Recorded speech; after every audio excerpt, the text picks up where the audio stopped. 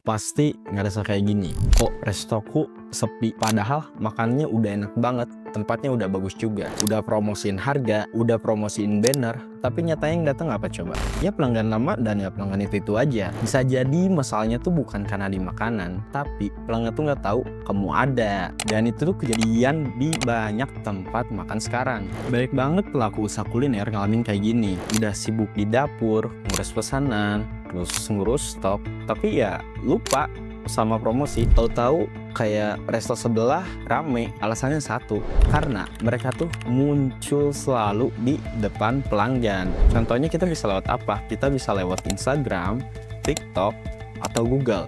Kalau kamu udah muncul di salah satu platform atau di semua platform tersebut, ya udah, itu kayak kamu udah kalah start. Yang pertama yaitu bikin promosi semenarik mungkin yang bikin orang jadi penasaran.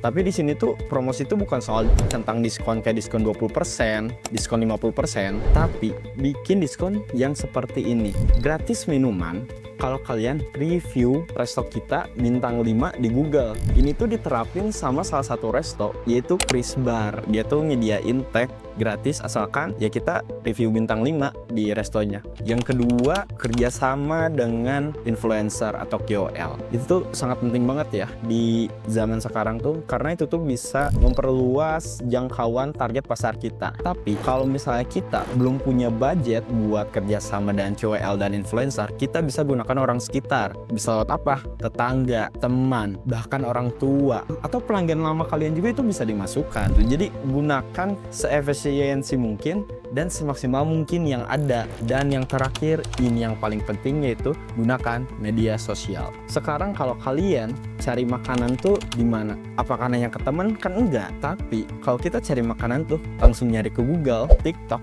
atau Instagram, benar kan? Gak mungkin kita langsung nyari ke teman kan? Karena sosial media ini tuh ibaratkan kayak sebuah wadah yang bisa ngebuat restomu dapat traffic atau pengunjung lebih banyak gitu dibandingkan ya yang biasa-biasanya kayak gitu.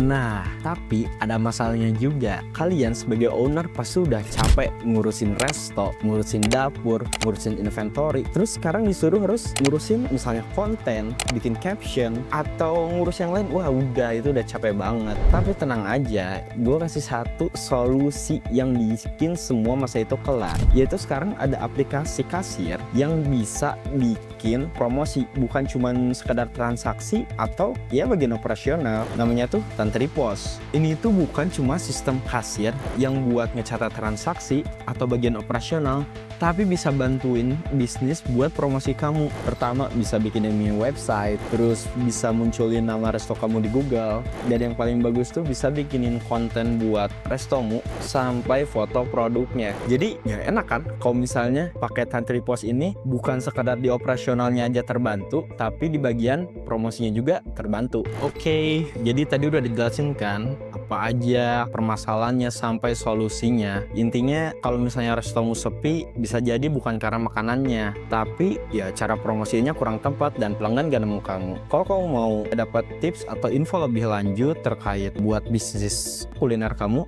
bisa subscribe dan komen di postingan ini, oke?